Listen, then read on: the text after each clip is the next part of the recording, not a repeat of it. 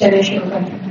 الحمد للہ رب العالمین والصلاة والسلام علی اشرف الانبیاء والمرسلین وعلی آلہ وصحبہ ومن استنى بسنته الی یوم الدین. اللهم اجعلنا منهم ومن الذین آمنوا وعملوا الصالحات وتواصوا بالحق وتواصوا بالصبر. آمین یا رب العالمین. ثم أما بعد فأعوذ بالله من الشيطان الرجيم. بسم الله الرحمن الرحيم. رب اشرح لي صدري ويسر لي أمري واحلل عقدة من لساني يفقهوا قولي. اللهم ثبتنا عند الموت بلا إله إلا الله. اے ہمارے اللہ، ہمیں ہماری موت پر کلمہ لا الہ الا اللہ پر ثابت قدم رکھے. آمین یا رب العالمین. ہمارا آج کا ٹاپک ہے connecting thinking with your knowledge. کس طرح سے آپ علم اور عقل کو آپس میں کنیکٹ کر سکتے ہیں. اور ڈیفینیٹلی ہم قرآن اور سیرت اور احادیث کی روشنی میں ہی اس طرح کے ٹاپکس کو کور کرنے کی کوشش کرتے ہیں. تو انشاءاللہ ہم قرآن سے ہی کنیکشن اپنا بلڈ کرتے ہوئے بات کریں گے کہ کس طرح سے انسان اپنے علم کو اور کس طرح سے انسان اپنی عقل کو، ان دو چیزوں کو کنیکٹ کر سکتا ہے. اگر ہم اس کنیکشن کو شروع کریں قرآن کے ساتھ ریلیشن شپ سے، تو ایک مسلمان کے قرآن کے ساتھ minimum, this is the minimum, یہ ہونے چاہیے 5 ریلیشن شپس ہو سکتے ہیں. اس سے زیادہ پھر اس سے برانچ آؤٹ فردر اور بھی کر سکتے ہیں، لیکن یوں سمجھتے کہ یہ 5 ریلیشن شپس ایسے ہوں گے کہ جو کرائٹیریا بلڈ کریں گے ایک مسلمان کی زندگی میں کہ جب مشکل آئے گی تو اس کو کیا کرنا ہے، ریگولر ایک نارمل لائف پیس چل رہی ہوگی تو کیا کرنا ہے، جب خوشیاں ہوں گی تو کیا کرنا ہے، جب آس پاس کنفیوژنس ہوں گے تو کیا کرنا ہے. اگر یہ 5 کنیکشنز، 5 تعلق قرآن کے ساتھ ایک مسلمان کے ہوں گے تو انشاءاللہ وہ ہر طرح کے حالات کے اندر اسٹیبل رہے گا. یہ 5 ریلیشن شپ سے پہلا ریلیشن شپ آتا ہے ایک مسلمان کا ریگولر قرآن کی تلاوت کرنا. خود تلاوت کرنے کا بھی ایک ریلیشن شپ ہوتا ہے. ہم جانتے ہیں پہلی وحی جو اللہ تعالیٰ نے نازل کی وہ تھی پڑھنے سے. پہلی وحی کی پہلی آیت جو آپ صلی اللہ علیہ وسلم کو جبرائیل علیہ السلام نے پڑھائی وہ سورۃ علق کی پہلی آیت تھی. اقرأ بسم ربک الذی خلق، پڑھو اپنے رب کے نام سے جس نے پیدا کیا. اب پہلا تعلق ہے آپ کو اور میرا اپنے آپ کو ریگولر قرآن کی تلاوت پر لانا. Will this be enough? This will not be enough. اس کے بعد ایک دوسرا تعلق ہے اور وہ یہ ہے کہ جب قرآن پڑھا جائے تو اس کو خاموشی سے سنا جائے. یعنی یہ کہ ایک مسلمان کی زندگی میں تلاوت بھی ہونی چاہیے اور ایک مسلمان کی زندگی میں قرآن کی تلاوت کا سننا بھی ہونا چاہیے. اور ہم جانتے ہیں کہ آج کل کے دور میں جہاں بہت سی مشکلات کے ساتھ ساتھ ہمیں بیماریاں بھی نظر آتی ہیں، اس میں یہ 2 کنیکشنز تو آپ کے کبھی بھی نہیں ٹوٹنے چاہیے. ڈیلی بیسس پہ قرآن کی تلاوت کرنا اور قرآن کی تلاوت سننا، دس از یور پروٹیکشن. آج کل بیکٹیریا ہو یا جرمز ہو یا شیطان کے وسوسے ہوں، کوئی بھی چیز اگر ہمیں ان کے درمیان میں اور ہمارے درمیان میں بیریئر بن سکتی ہے تو یہی پروٹیکشنز ہیں جو رسول اللہ کی دعائیں ہیں یا ڈائریکٹ قرآن ہے. تو دوسرا تعلق ہوتا ہے مسلمان کا قرآن کا سننا. قرآن میں آتا ہے فَإِذَا قُرِئَ الْقُرْآنُ، جب قرآن کی تلاوت کی جائے، قرآن پڑھا جائے تو کیا آتا ہے فَاسْتَمِعُوا لَهُ، تو اس کو غور سے سنو. فَاسْتَمِعُوا کا ترجمہ اردو میں بنتا ہے عربی کے حساب سے غور سے سنو. وَأَنصِتُوا، اور خاموش رہو. تو دوسرا تعلق ہے قرآن کی تلاوت سننا. تیسرا تعلق، تیسرا ریلیشن شپ ایک مسلمان کا قرآن کے ساتھ ہوتا ہے اور وہ ہوتا ہے قرآن سے بالکل بیسک کوئی لیسن یا نصیحت لینا. قرآن میں آتا ہے فذکر بالقرآن من یخاف وعید، قرآن کے ذریعے اس کو آپ گائیڈنس دیجیے جس کو اللہ کا کوئی خوف ہے، جس کو اللہ کی وارننگز جو ہیں وہ اپیل کرتے ہیں. تو تیسرا لیول ہے قرآن سے کوئی نہ کوئی نصیحت لینا. اور قرآن سے نصیحت بعضوں کا آپ بہت آسانی سے لے سکتے ہیں. جیسے ہم جو یہاں بیٹھ کے کر رہے ہیں اس میں آپ قرآن کی نصیحت تو لیتے ہیں. آپ اگر آپ نے جو قرآن کا پورشن تلاوت کیا آپ اس کی ٹرانسلیشن پڑھتے ہیں تو وہ آپ نے نصیحت لے لی وہاں سے. اگر آپ نے واقعی سوچ سمجھ کے اس وقت قرآن کے مفہوم کو ترجمے سے پڑھا ہے کچھ تو سمجھ آئے گا. جیسے آپ نے آیت پڑھی اقیم الصلاۃ، 2 الفاظ پڑھے اور آپ نے اس کا ترجمہ پڑھا نماز قائم کرو، تو آپ کو اس سے گائیڈنس، اس سے آپ کو ذکر یہ مل گیا کہ آپ نے نماز پڑھنی ہے.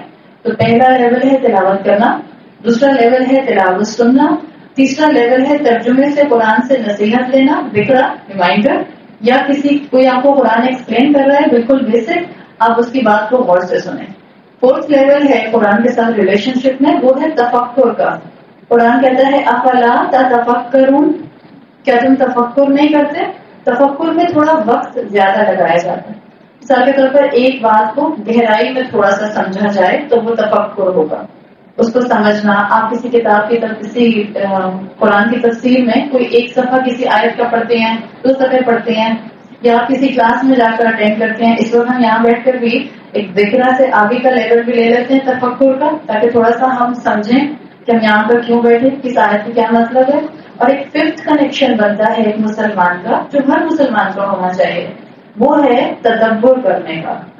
افلا یتدبرون القرآن ام علی قلوب اقفالها.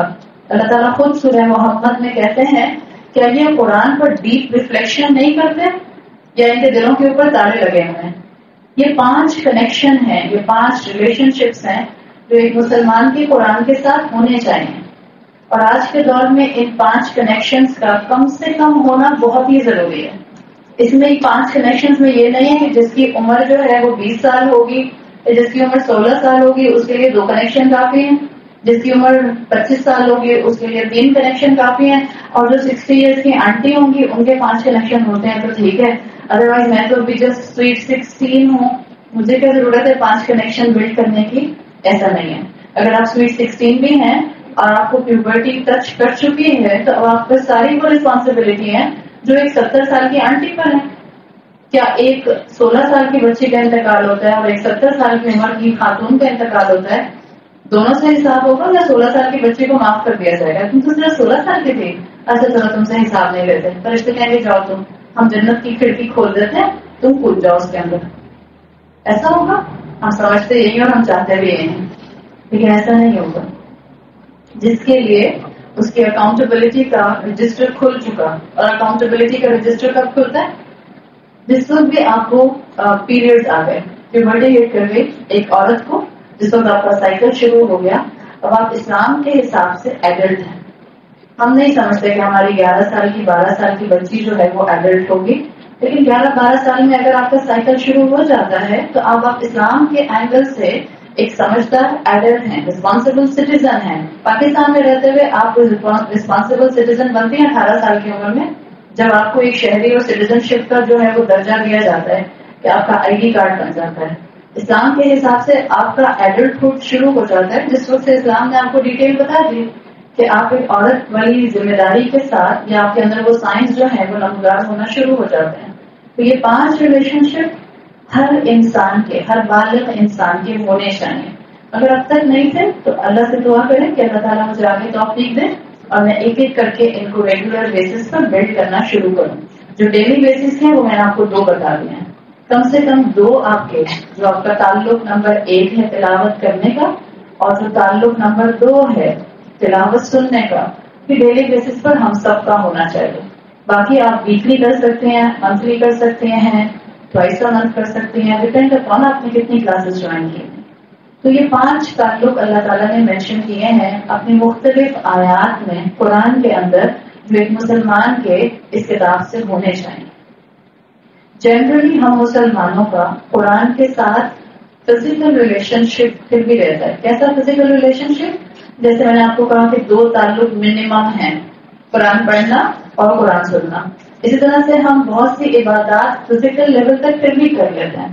نماز پڑھتے ہیں الحمدللہ، مجھے امید ہے جتنے بھی اس وقت یہاں لوگ آ کر بیٹھے ہیں آپ سب نماز پڑھتے ہیں 5 وقت کے، روزہ رکھتے ہیں، حج اور عمرے کا موقع ملتا ہے تو حج اور عمرہ کرتے ہیں. یہ ہے ہمارا قرآن اور اسلام سے ایک فزیکل کنیکشن. اسپرچل کنیکشن ہمارا بہت کم ہوتا ہے قرآن سے. اور یہ میں کیوں کہہ رہی ہوں؟ اس لیے کہ اللہ نے یہ جو ہمیں 5 لیول دیے ہیں، یہ 5 لیولز اس لیے دیے ہیں کہ آپ کو اور مجھے زندگی میں ہر وقت قرآن یاد آئے. مجھے اپنے مسئلے کا حل نکالنا ہو تو مجھے قرآن کی آیت یاد آئے، مجھے بہت خوشی ہو تو بھی میں قرآن کے مطابق خوشی کو سیلیبریٹ کروں. میں بہت زیادہ کسی چیز کے بارے میں کنفیوز ہوں اور فیصلہ نہ کر پا رہی ہوں تو مجھے قرآن کھولنا چاہیے. لیکن ہمیں زیادہ تر اس طرح کی چیزوں کا احساس نہیں ہوتا، اس لیے کہ ہمارا اسپرچل کنیکشن کمزور ہے. تفکر کے لیے وقت لگانا پڑتا ہے، تدبر کے لیے وقت لگانا پڑتا ہے. آپ گھروں کو چھوڑ کر یہاں آ کے بیٹھے ہیں نا، آپ میں سے جو بچیاں ہیں آپ نے اپنی پڑھائی کو تھوڑی دیر کے لیے سائڈ پر رکھا ہے، جبھی آپ یہاں پر آئی ہیں، وقت لگا رہی ہیں نا. تو قرآن کی ڈیپتھ کو سمجھنے کے لیے کہ قرآن کی کسی آیت کی کیا اسٹیٹمنٹ ہے، اس اسٹیٹمنٹ میں میرے لیے کیا سبق ہے منیمم، اس اسٹیٹمنٹ کے پیچھے کیا اگر میں نے عمل نہیں کیا تو کیا کنسیکوینسز ہو سکتے ہیں، اگر میں نے قرآن کی آیت کو اس حساب سے نہ عمل میں رکھا تو پھر میری زندگی میں کیا کمی رہ جائے گی. یہ ہوتا ہے تفکر اور تدبر. اس کی ویژول ایگزامپل سمندر ہے. قرآن کی تلاوت کر لی اور قرآن کی تلاوت سن لی، دس از بالکل بالکل اس کو آپ کہتے ہیں bare minimum level, superficial level. میں سمندر کو باہر سے کھڑے ہو کر دیکھتی ہوں تو کیا مجھے اندر اس وقت سمندر میں کیا ہو رہا ہے، یا اندر کی دنیا کتنی خوبصورت ہے نظر آتا ہے. باہر سے تو آپ کو ایک لارج واٹر باڈی نظر آتی ہے بس، لیکن آپ ہم سب کو پتا ہے کہ اس کے نیچے ایک دنیا آباد ہے. جس کو اس دنیا کو دیکھنا ہے جو سمندر کے اندر آباد ہے، اسے کیا کرنا پڑے گا؟ اسے پتہ لگانا پڑے گا، اس کو ڈائیو کرنا پڑے گا، اس کو ایفرٹ کرنی پڑے گی. اور ایفرٹ کے بغیر آپ کو اندر کی دنیا نظر نہیں آئے گی. اسکوبا ڈائیونگ جنہوں نے کی ہوتی ہے، جس طرح وہ اندر کی دنیا ڈسکرائب کرتے ہیں، اگر آپ میں سے اور میں نے کسی نے اگر اسکوبا ڈائیونگ نہیں کی تو آپ اور میں اس طرح سے اس کو ایکسپلین نہیں کر سکتے. تو ایفرٹ کرنا ہوتا ہے. اسی طرح قرآن کو سمجھنے کے لیے، قرآن کو زندگی کا ڈے ٹو ڈے حصہ بنانے کے لیے آپ کو اس پر وقت لگانا ہوتا ہے، ایفرٹ کرنی ہوتی ہے، اس کو پرائرٹی پر رکھنا ہوتا ہے. میجورٹی مسلمان پڑھ لیتے ہیں، تلاوت کر لیتے ہیں، تلاوت سن بھی لیتے ہیں. بعض اوقات ہم فیشن کے طور پر بیک گراؤنڈ میں تلاوت لگا بھی دیتے ہیں. وہ بھی ایک نامناسب انداز ہوتا ہے کہ اگر سب باتیں کر رہے ہیں اور پیچھے بیک گراؤنڈ میں تلاوت چل رہی ہے. It's not like a music کہ بیک گراؤنڈ میوزک کی طرح آپ نے بیک گراؤنڈ تلاوت لگائی ہے. قرآن کا ادب ہے کہ جب قرآن چل رہا ہو تلاوت کی فارم میں تو خاموشی سے سنا جائے. بہتر ہے کہ 4 منٹ کے لیے لگائیں، سب سنیں اور پھر بند کر دیں. یہ اس کا ادب ہے جس کو نہیں بھولنا چاہیے. تو اگر آپ کو اور مجھے قرآن کے ساتھ تلاوت سے بڑھ کر ریلیشن شپ ڈیولپ کرنا ہے، اس کے لیے وقت لگانا ہوگا، سمجھنا ہوگا کہ آیت کیا کہتی ہے اور اس کا آج امپلیکیشن کیا ہے. 1450 سال پہلے تو آئی تھی، لیکن کیا 2018 میں بھی آج مجھے کوئی فائدہ دے سکتی ہے؟ اگر یہ ہو جائے مسلمانوں کے اندر کہ ہم آیات، بے شک ہمیں قرآن ختم کرنے کی جلدی نہ ہو، بلکہ ہمیں یہ فکر ہو کہ مجھے چاہے 4 آیتیں سمجھ آئیں، لیکن جب سمجھ آئیں تو میں اس کو اپنی زندگی کا حصہ بنا لوں ریگولر بیسس پر، تو آپ دیکھیں گے کہ آپ کو امت میں تبدیلی نظر آئے گی، آپ کو اپنے اندر تبدیلی نظر آئے گی، آپ کو معاشرے میں تبدیلی نظر آئے گی، آپ کو معاشرے میں پازیٹیوٹی نظر آئے گی. آپ کو لوگ چلتے پھرتے قرآن کے طور پر نظر آئیں گے. صرف رسول اللہ صلی اللہ علیہ وسلم کا چلتا پھرتا قرآن بن جانا یہ ایسے ہی نہیں تھا کہ آج کسی انسان کے لیے اس کا کچھ پرسنٹیج لے لینا امپاسبل ہے. ہم انسان بھی کچھ نہ کچھ ریفلیکشن میں چلتا پھرتا قرآن بن سکتے ہیں. ظاہر ہے ہمارا وہ مقام نہیں ہو سکتا، وہ لیول نہیں ہو سکتا جو رسول اللہ صلی اللہ علیہ وسلم کا تھا. وہ انسانوں میں، انبیاء میں سب سے بہترین تھے، لیکن رول ماڈل تو انہیں کو بنایا گیا ہے نا.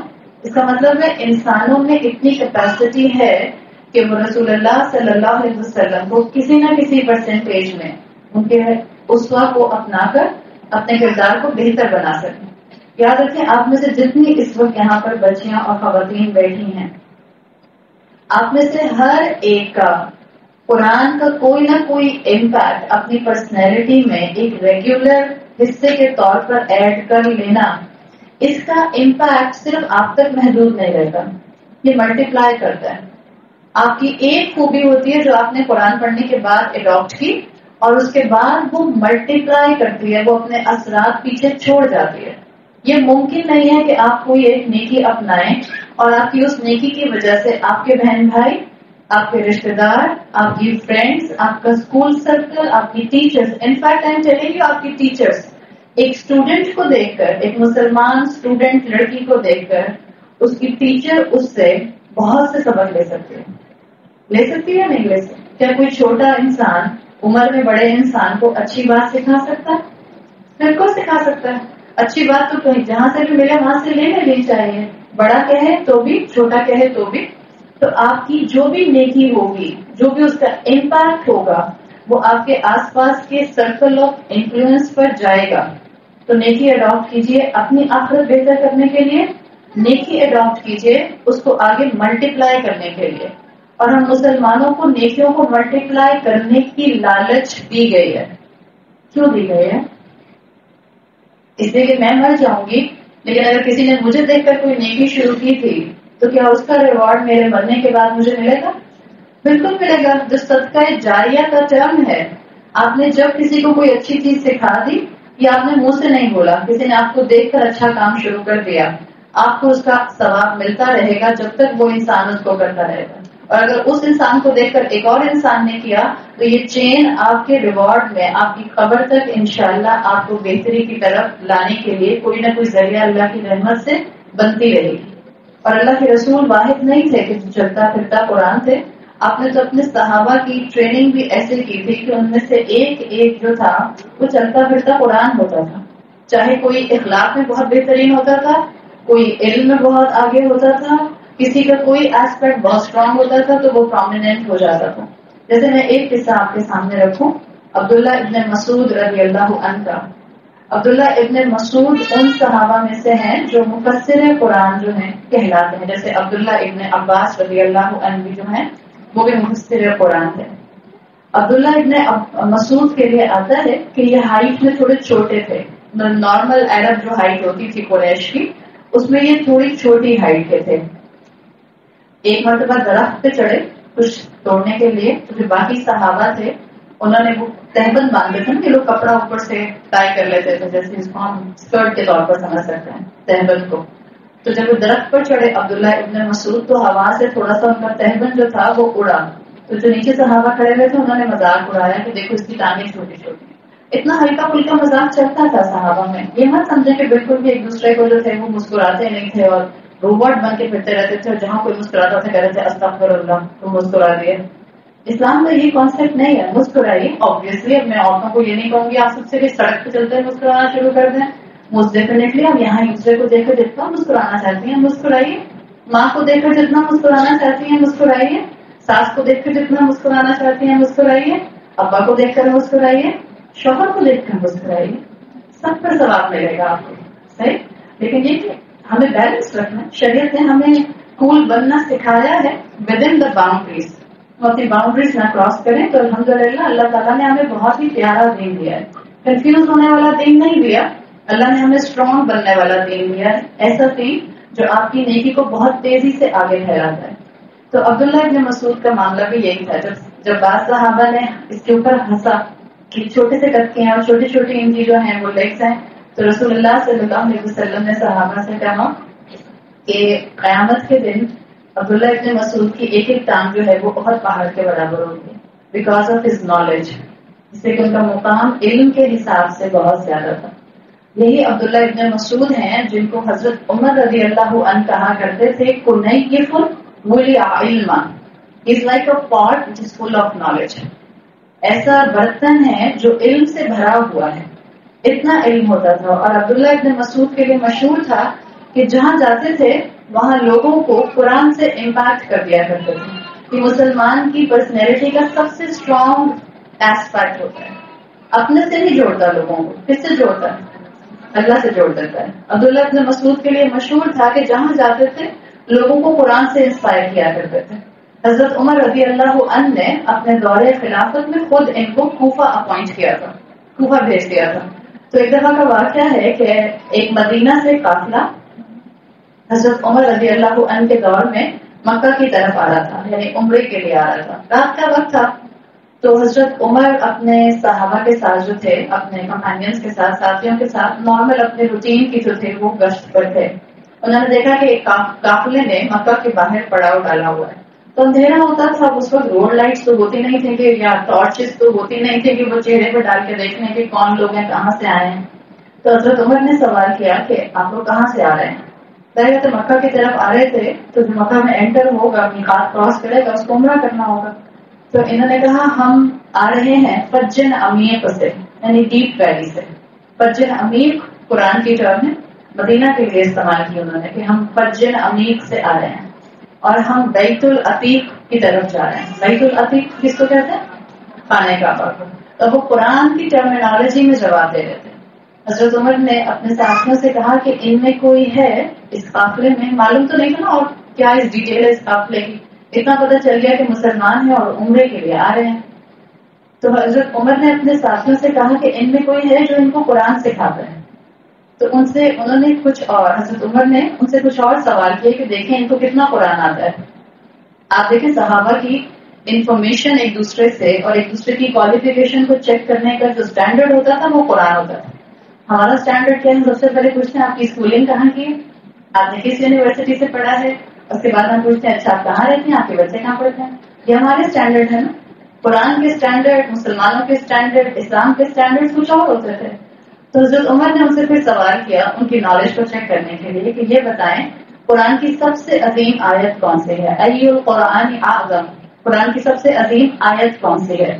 تو انہوں نے آیت الکرسی کا ایک جملہ بولا، اللہ لا الہ الا هو الحی القیوم. پھر حضرت عمر نے سوال کیا کہ یہ بتائیے قرآن کی وہ کون سی آیت ہے جو گناہگار سے گناہگار انسان کو امید دلاتی ہے کہ اللہ اس کو معاف کر دے گا. تو انہوں نے سورہ زمر کی آیت تلاوت کی، قل یا عبادی الذین اسرفوا علی انفسهم لا تقنطوا من رحمت اللہ ان اللہ یغفر الذنوب جميعا.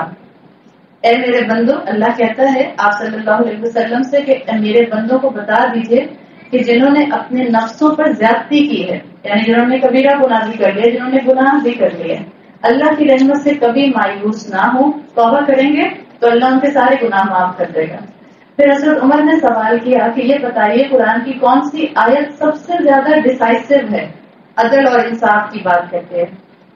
تو انہوں نے سورۃ مائدہ کی آیت پڑھی، ان اللہ یأمرکم بالعدل والاحسان، اللہ تم کو حکم دیتا ہے عدل اور احسان کا.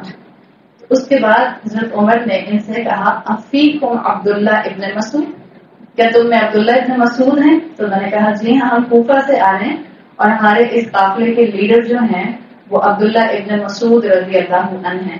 حضرت عمر نے ان کا خیمہ تلاش کیا اور ان کے پاس جا کر بیٹھ گئے اور پھر کئی دیر تک ان کے پاس بیٹھ کر باتیں کرتے رہے. یہ عبداللہ ابن مسعود ایک واحد انسان تھے جنہوں نے پورے معاشرے کو امپیکٹ کیا تھا. ایک انسان تھا نا قرآن کو سمجھنے والا، قرآن سے تعلق بلڈ کرنے والا، وہ جہاں گیا اس نے لوگوں کو امپیکٹ کرنا شروع کر دیا اور ان کو قرآن سے جوڑنا شروع کر دیا. کہا جاتا ہے کہ جب عبداللہ ابن مسعود کوفہ گئے تھے تو کوفہ کا نام مدینۃ القرآن ڈل گیا تھا، اس لیے کہ سب لوگوں کو قرآن پڑھنے کا شوق ہو گیا تھا، قرآن کے ساتھ وقت گزارنے کا شوق ہو گیا تھا. اسی طرح سے آپ جانتے ہیں کہ کوفہ وہ جگہ ہے جہاں سے بہت سے قرآن کے اسلام کے اسکالرز بعد میں پوری دنیا میں پھیلے ہیں. یہ تھا ایک شخص کا امپیکٹ. یہ میں کیوں آپ کے سامنے یہ کہانی سنا رہی ہوں کہ آپ کے اندر جو قرآن کے امپیکٹ کی وجہ سے تبدیلی آئے گی وہ آپ کے آس پاس کے لوگوں پر ضرور اچھا اثر چھوڑے گی.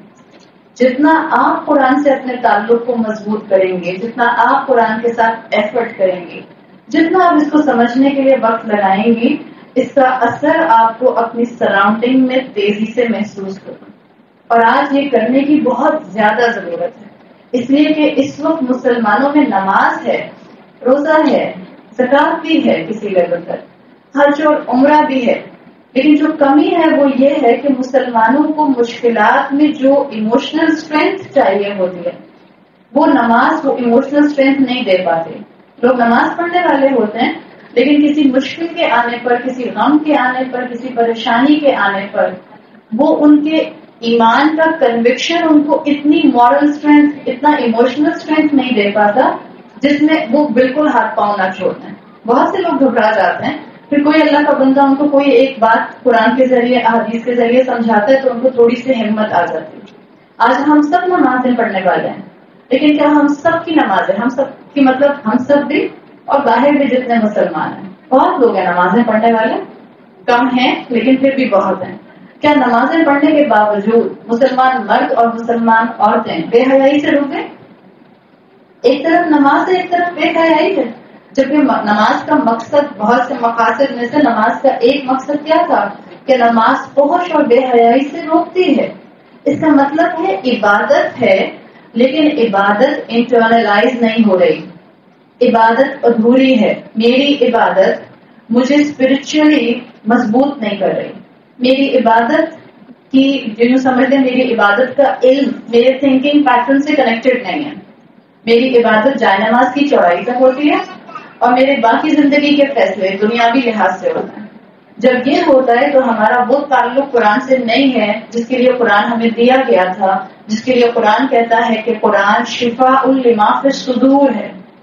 قرآن ہمارے لیے شفاء لما فی الصدور نہیں ہے. ہماری زبان کہتی ہے رضیت باللہ ربا وبالاسلام دینا وبمحمد نبیا، زبان یہ کہتی ہے، لیکن یہ رضا کا لیول کیا ہمارے لیول آف تھنکنگ تک یا لیول آف کنوکشن تک پہنچتا ہے؟ یہ رضا کا لیول وہاں تک نہیں آ پاتا. اور جب یہ رضا کا لیول یا اللہ کی ہر بات کو اپنے لیے حکم سمجھنے کا لیول جب یہ مضبوط نہیں ہے، زبانیں کہتی ہیں کثرت سے ہم تسبیحات کم کرتے ہیں. ہمارے ہی پاکستان ہے جس نے وظیفوں پر وظیفے ڈرائیو کیا ہے، 2000 مرتبہ یہ پڑھ لیں، 7000 دفعہ یہ پڑھ لیں، ایک پاؤں پہ کھڑے ہو کر جو ہے وہ 1000 مرتبہ استغفار کی تسبیح پڑھ لیجیے. Everyone will be happy to do this. سب ہم نے بہت ایجاد کر لیا. زبان کانسٹنٹلی ذکر بھی کرے گی لیکن وہ لیول آف ٹرسٹ، وہ لیول آف کانفیڈینس، وہ لیول آف توکل اللہ کے اوپر ہے کہ جو میرے رب نے اس قرآن میں میرے لیے نازل کر دیا. جو سمجھ آتا ہے یا نہیں سمجھ آتا، میں نے تو بات ماننی ہے. ہم نہیں مان پاتے. جہاں تھوڑی سی مشکل آتی ہے ہم کہتے ہیں اللہ مجھ پر ہی کیوں مشکل ڈالی. جہاں اولاد بیمار ہو جاتی ہے اور ہم نمازیں پڑھنے والے ہوتے ہیں ہم کہتے ہیں لو میرے اوپر کیوں ایسی بات آئی، میرے بچوں کو کیوں اللہ نے بیمار کر دیا. جہاں آپ بہت محنت کرتی ہیں لیکن آپ کو رزلٹ میں اپنی محنت کا پھل ویسے نہیں ملتا، دل میں تو خیال آتا ہے کہ میں تو نماز بھی پڑھتی تھی، پھر اللہ نے مجھے فیل کیوں کر دیا، یا میرا گریڈ میری پسند کا کیوں نہیں آیا. یہ وہ رضا کے لیول کی کمی ہوتی ہے جو فوراً ہم اللہ کے ساتھ ایسا معاملہ کرتے ہیں کہ نعوذ باللہ ہم اللہ کو کورٹ روم میں کھڑا کر دیتے ہیں. مخلوق کے پاس یہ طاقت نہیں ہے. مخلوق اس لیے نہیں بنائی گئی کہ وہ اللہ کو کٹہرے میں کھڑا کر دیں. یہ اللہ کا کام ہے اور جو جس کا کام ہے وہ اسی کو زیب دیتا ہے. آج آپ کا اور میرا کنفیوژن کا لیول ہے جو مجھے اور آپ کو اس رضا کے اوپر نہیں لا پا رہا. اسی لیے کیا ہوتا ہے کہ جب رضا کا لیول نہیں ہوتا تو ہم کہتے ہیں کہ اب دعا مانگنے کا فائدہ کیا، میں تو فیل ہو گئی، یا نمازیں پڑھتی ہوں دعا قبول ہی نہیں ہوتی. بات تو کہتے ہیں کتنے عرصے سے دعا مانگ رہی ہوں قبول ہی نہیں ہوتی. تو آہستہ آہستہ آہستہ آہستہ کیا ہوتا ہے کہ وہ دعا مانگنے کی جو موٹیویشن ہوتی ہے وہ کم ہونے لگ جاتی ہے. آپ کی دعا بھی ویسے ہی قبول ہوگی جب آپ کا تھنکنگ پیٹرن مضبوط ہو جائے گا، بالکل ویسے جیسے کہ انبیاء کا ہوتا تھا. اللہ تعالیٰ نے قرآن مجھے اور آپ کو فکشنل سٹوریز کے لیے نہیں دیا. اللہ نے قرآن مجھے اور آپ کو ہسٹوریکل فگرز کو جاننے کے لیے نہیں دیا کہ اچھا تم انبیاء کے بارے میں پڑھو کہ کون تھے نوح علیہ السلام، جانو ابراہیم کون تھے، دیکھو عیسیٰ کون تھے. یہ صرف کہانیاں نہیں ہیں، اس میں مورل لیسنز ہیں جو مجھے اور آپ کو دیے گئے ہیں. بعض اوقات انسان سمجھتا ہے کہ معجزے انبیاء کے ساتھ ہوتے تھے اب نہیں ہو سکتے. ہاں وہ اس طرح کے معجزے جس میں فزیکل لاز بدلے گئے وہ معجزے اب نہیں ہوں گے. لیکن یاد رکھیے انڈیویجول لیول پر معجزے آج بھی ہوتے ہیں. لیکن یاد رکھیے انڈیویجول لیول پر معجزے آج بھی ہوتے ہیں. آپ میں سے ہر ایک اس چیز کو ایکسپیرینس کرتا ہوگا. اگر میں آپ میں سے ایک سے بھی پوچھوں کہ آپ نے اپنی زندگی میں کبھی کوئی معجزہ ایکسپیرینس کیا تو آپ میں سے ہر ایج کا انسان بتا سکتا ہے کہ ہاں ایک چیز ایسی ہوئی تھی جو بالکل انیوژل تھی. I was not expecting that کہ وہ ہوگا اور وہ ہو گیا. امام قرشیری آتے ہیں کلاسیکل اسکالرز میں اور وہ ان آیات کی تفسیر میں لکھتے ہیں کہ اللہ تعالیٰ نے رسول اللہ صلی اللہ علیہ وسلم کے بعد اب اس امت کے اوپر یا اب اوور آل انسانیت کے اوپر بھی قوموں کا کمپلیٹلی وائپ آؤٹ ہونا ختم کر دیا. یعنی اب ایسے عذاب نہیں آئے گا کہ کسی قوم کو پورے کا پورا صفحہ ہستی سے مٹا دیا جائے جیسے کہ ماضی میں ہوا. لیکن اللہ تعالیٰ نے ایک چیز ابھی بھی رکھی ہے اور وہ ٹورڈز اینڈ آف ٹائمز تک رہے گی. اور وہ کیا ہے؟ امام قرشیری کہتے ہیں معجزے ہونا. انڈیویجول لیول پر انسان ٹل اینڈ آف ٹائمز تک ان معجزوں کو اپنی زندگی میں محسوس کرتے رہیں گے. آپ سب محسوس کرتے ہیں.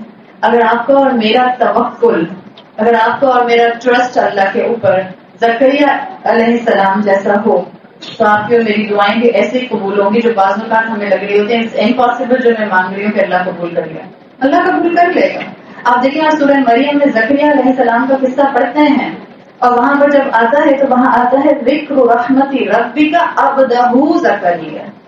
ذکر رحمتی ربی کا پہلے کہا رسول اللہ کو تمہارے رب کی رحمت کا ذکر ہے. اور اب جو قرآن پڑھتا ہے اس وقت رسول اللہ ہمارے درمیان میں موجود نہیں ہے تو جب آپ سورہ مریم پڑھتے ہیں اور آپ سورہ مریم کی آیت نمبر 2 پڑھتی ہیں ذکر رحمتی ربک عبدہ زکریا تمہارا رب اپنی رحمت کے ساتھ اپنے بندے زکریا کا ذکر کرتا ہے.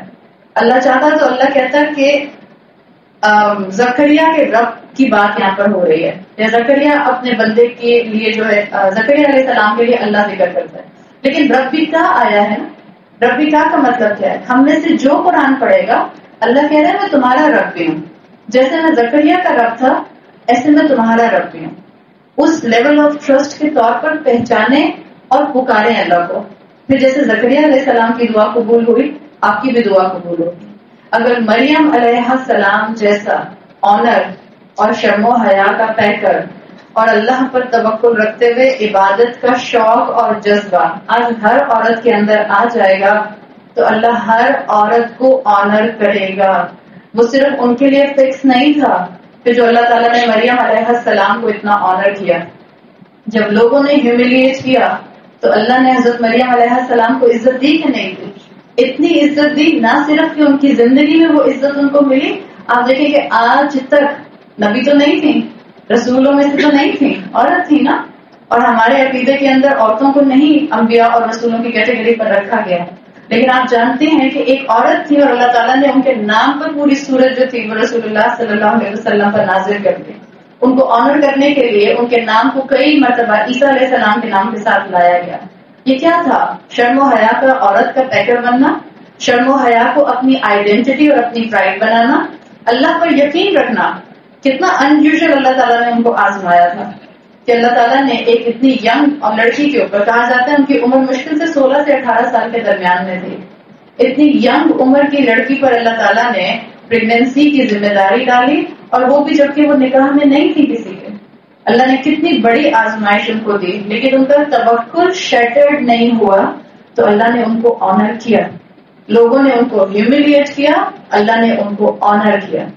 اگر آپ کا اور میرا ادب اور اخلاق کا معاملہ ابراہیم علیہ السلام جیسا ہو جائے, ماں باپ چاہے دین سے کتنا ہی دور کرنے والے کیوں نہ ہو لیکن اگر ادب اور اخلاق ابراہیم علیہ السلام جیسا ہو جائے تو کیسے ممکن نہیں ہے کہ اللہ آپ کو ایموشنل سپورٹ کسی اور انسان کی پرووائڈ نہ کرے جیسا کہ اللہ نے اپنے بندے ابراہیم علیہ السلام کو کی تھی. اگر آپ کے اور میرے اندر بھی عاجزی عیسیٰ علیہ السلام جیسی ہو تو کیسے ہو سکتا ہے کہ اللہ آپ کے لیے بھی اپنی رحمتوں کے وہ دروازے نہ کھولے جیسے رحمتوں کے دروازے اللہ پہلے اپنے بندوں کے لیے کھولتا رہا ہے. اگر واقعی یقین ہو آپ اپنی اپنی زندگی کا آنکھیں بند کر کے کوئی بھی اس وقت مسئلہ لے کر آئیں جو آپ کو پریشان کر رہا ہے, any crisis in your life, جو آپ کو لگتا ہے کہ یہ میری زندگی میں اس وقت سب سے بڑی مشکل ہے, یہ میری دعاؤں میں سب سے زیادہ پرسنٹیج میں میری زبان سے نکلتا ہے. ہر انسان کی زندگی میں اس کی ہر عمر کے حصے میں کوئی نہ کوئی دعا ایسی ہوتی ہے جو اس کی باقی دعاؤں کے اوپر اوور کم کر جاتے ہیں. سوچیں اپنے اس مسئلے کو, اگر آپ اس مسئلے کو دیکھتے ہیں کہ اس کے لیے اسباب نہیں بن رہے, اپنا یقین یوسف علیہ السلام جیسا رکھیں. بند دروازے تو ان پر بھی کھل گئے تھے اور کنویں سے نکل کر قید خانے اور قید خانے سے نکل کر وہ ایک اتنے اعلیٰ مقام پر پہنچ گئے کہ جہاں ان کو بادشاہ کے ساتھ منسٹر بننے کی اور بادشاہ نے بھی ساری اتھارٹی ان کے ہاتھ میں دے دی. اللہ چاہے تو ہر بند دروازہ کھل سکتا ہے, اللہ چاہے تو چٹان کے اندر دروازہ بن سکتا ہے. صرف ایک کانفیڈنس, صرف یہ توکل, صرف یہ یقین کہ جہاں میں چاہوں اور میرے رب سے میرا تعلق ہو جائے میرا اللہ میرے لیے راستے بنائے گا. یہی چیز اللہ تعالیٰ مجھے اور آپ کو قرآن سے تعلق کے ذریعے بتانا چاہتے ہیں. اور یہ نہیں ڈیولپ ہوگی جب تک کہ ہم اپنی سوچ کو اپنے جسم کے ساتھ ساتھ سجدے میں اللہ کے سامنے نہیں جھکائیں گے. ہماری سوچ نہیں جھکتی, صرف جسم جھکتا ہے. صرف پیشانی زمین پر ہوتی ہے, جو ہمارا فرنٹل لوب ہے جو ہمارا مین برین ہے وہ اللہ کے سامنے نہیں جھکتا. ہم نماز بھی پڑھتے ہیں, سائملٹینیسلی گناہ بھی کرتے ہیں. میں یہ نہیں کہہ رہی کہ ہم سن لیس ہو جائیں, اٹس ناٹ پاسبل. کوئی انسان ایسا نہیں ہے جو سن لیس ہو, جو کبھی گناہ نہ کرتا ہو. It's not possible. انسان بنا ہی نسیان سے ہے, فورگیٹفلنس, بھول جاتا ہے, پھر یاد آتا ہے, پھر اللہ سے معافی مانگتا ہے, پھر واپس پلٹتا ہے, پھر شیطان کی باتوں میں آتا ہے, پاؤں سلیپ کر جاتا ہے. انسان گناہ کرے گا, لیکن وہ ممکن نہیں ہو سکتا کمبینیشن کے آنکھوں میں نماز پڑھتے ہو 5 وقت کی, اور کوئی گناہ جو کہ واضح اللہ کی نافرمانی کا ہے وہ ایز اے لائف سٹائل ہماری زندگی میں شامل. اگر زندگی میں گناہ لائف سٹائل کے طور پر ہیں تو اللہ سے مدد مانگیں. اللہ میری زندگی سے یہ گناہ جن کو میری زندگی کا شیطان نے حصہ بنا دیا ہے, ان کو میری زندگی سے نکال دیں. یہ ہمارے گناہ ہوتے ہیں جو ہماری عقل اور ہمارے دل کے درمیان میں بیریئر بن جاتا ہے, جو ہماری قرآن کی تلاوت کرنے کے باوجود, قرآن کی تلاوت سننے کے باوجود, قرآن کی کلاسز اٹینڈ کرنے کے باوجود یہی گناہ ہوتے ہیں جو ہماری زندگی میں ہمیں اپنی نیکیوں میں مزید آگے نہیں بڑھنے دیتے, قرآن پر ایفرٹ مزید نہیں کرنے دیتے. ہم ویسا امپیکٹ معاشرے پر, فرینڈز پر, خاندان میں نہیں چھوڑ رہے ہوتے جیسا کہ آپ سے اور مجھ سے ایکسپیکٹڈ ہے ہمارے گناہوں کی وجہ سے. مجاہد ابن جبر ایک مفسر قرآن آتے ہیں, وہ بتاتے ہیں کہ جب انسان کے دل پر تالا لگ جاتا ہے تو انسان جو ہے پھر وہ نیکیوں میں آگے نہیں بڑھ پاتا, بلکہ اسٹیگنیشن اس کے اندر آنا شروع ہو جاتی ہے. اپنی کم نیکی کو کافی سمجھتے ہیں. ہاں تو پڑھتی تو ہوں 5 وقت کی نماز, اب اور کیا کروں. ہاں تو میں چلی تو جاتی ہوں آپ کے ساتھ مہینے میں 1 مرتبہ ایک قرآن کلاس میں, اب آپ کیا چاہتی ہیں مجھ سے. ہم ایسے ہی بولتے ہیں نا اپنی اماں کو. اور جو اماں ہے ان کو بھی شیطان آتا ہے, صرف شیطان انمیرڈ بچیوں سے آتا ہے. اماں پر نہیں آتا, نانی پر نہیں آتا, دادی پر نہیں آتا, سب پر آتا ہے. اماں کا شیطان جو ہوگا وہ اماں جیسا ہوگا, وہ اماں کو ان کے حساب سے ٹریپ کرے گا. جیسے کہتے ہیں کہ عالم کا شیطان بھی عالم ہوتا ہے. ہر نیک انسان کے اوپر بھی وسوسے آتے ہیں, اس لیے کہ انسان ہے نا. ہمارا کام یہی ہے, شیطان وسپر کرے گا اور ہم اس کے وسپر کو پہچان جائیں اور اسی وقت ہم اللہ کی پناہ میں جانے کی کوشش کریں. اسی کو انسان کہتے ہیں. غلطی ہو جائے تو معافی مانگیں دل کی گہرائی سے, اور معافی مانگ کے اس کے بعد اللہ سے کہیں اللہ آئندہ انشاءاللہ یہ کام کبھی نہیں کروں گی. دس از انسان. آپ اللہ کے سامنے کتنی مرتبہ ایسی معافی مانگیں گے. بعض لوگ کہتے ہیں میں ہر مرتبہ معافی مانگتی ہوں پھر گناہ کر لیتی ہوں, تو میں کیا کروں. اگر آپ کا ہر مرتبہ کی توبہ جنن ہوتی ہے, اللہ انشاءاللہ اپنی رحمت سے آپ کی توبہ قبول کر دے گا. حدیث کا مفہوم آتا ہے, آپ صلی اللہ علیہ وسلم نے فرمایا انسان معافی مانگتے مانگتے تھک جاتا ہے, شرمندہ ہو جاتا ہے, اللہ معاف کرتے ہوئے نہیں تھکتا. اس لیے وہ تو اللہ ہے نا. اللہ نے تو اپنے لیے اپنی صفت رحمت کو اپنے عرش پر لکھ لیا ہے. اللہ نے خود اپنے لیے حدیث قدسی میں کہا ہے کہ اللہ کی رحمت اللہ کے مدد پر غالب آ گئی ہے, اوور کم کر گئی ہے. تو مانگے اللہ سے اپنی غلطیوں پر معافی.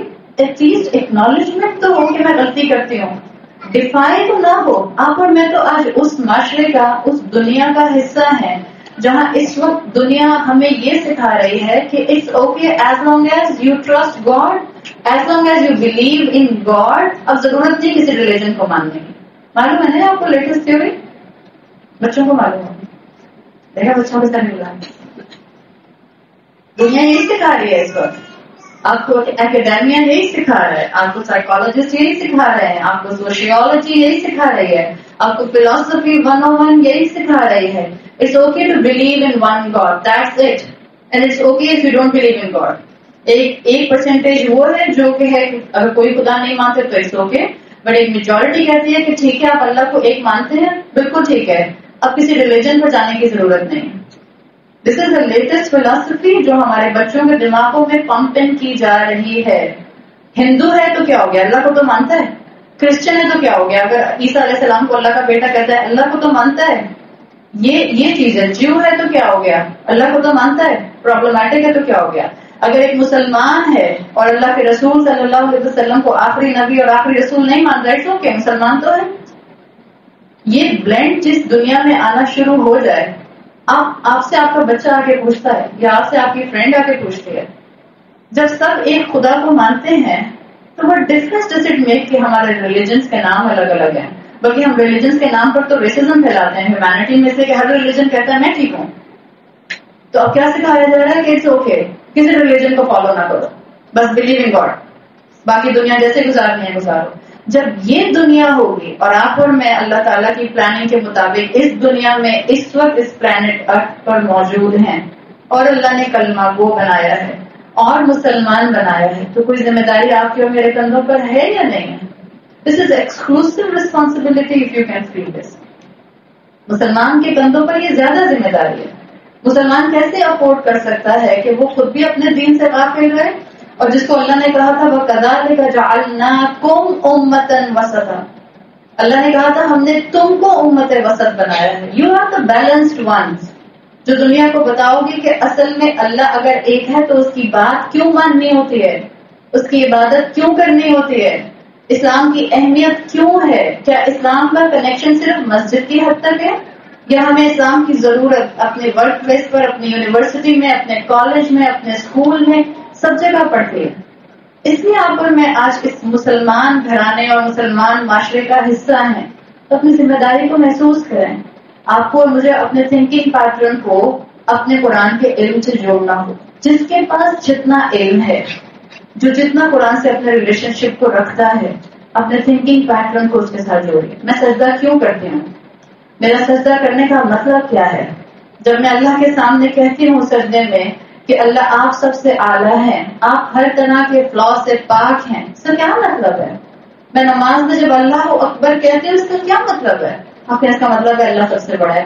بس اب ذرا سوچیں تو, if Allah is the greatest تو پھر اسکول میں اللہ کی چلے گی یا میری چلے گی؟ if Allah is the greatest تو جب میں اپنی اولاد کے فنکشن کرنے جاؤں گی, جب مجھے اپنی سیلیبریشن کرنی ہوں گی اور مجھے اماں سے ریکویسٹ کرنی ہوگی کہ میرے لیے پارٹی ارینج کریں, تو کیا میں کہہ سکتی ہوں کہ پارٹی ارینج کریں because I need to do my birthday, because سب کی ہوتی ہے. آج اللہ, آج ریلیجن, آج رسول اللہ صلی اللہ علیہ وسلم, برتھ ڈے آپ کے دین کا حصہ ہے. ہماری تو پاکستان کی امت اسی سوال پر اب تک پھنسی ہوئی ہے, برتھ ڈے کریں یا نہ کریں. اور بیچارے بتانے والے بتا بتا کے بوڑھے ہو گئے. ہم اسے ہی بتا رہی ہوں, ہم ابھی کسی بیٹھ کے ہمیں اچھا ہم برتھ ڈے کو مولڈ کر کے یوں کر دیں, ہم اسے کوئی نام دے دیں, اچھا ہم کیک نہیں کاٹیں گے, اچھا ہم کیک ہی نہیں رکھیں گے, اچھا چلے ہم باکس تو لگا سکتے ہیں, اچھا چلے فرینڈس کو تو بلا سکتے ہیں. Come out of it. کب تک ہم آدھے پونے مسلمان بنے رہیں گے؟ کوا چلا ہنس کی چال, کیا ہوتا ہے آپ نے بھی بھول گیا. ہم تو نہ ادھر کے رہے نہ ادھر کے رہے. ہم ہیں کون؟ کبھی پہچاننے کو آئینے کے سامنے کھڑے ہو گئے. کیا میں مسلمان ہوں؟ کیا میں مسلمان لگتی ہوں؟ کیا میں مسلمانوں کی طرح سوچتی ہوں؟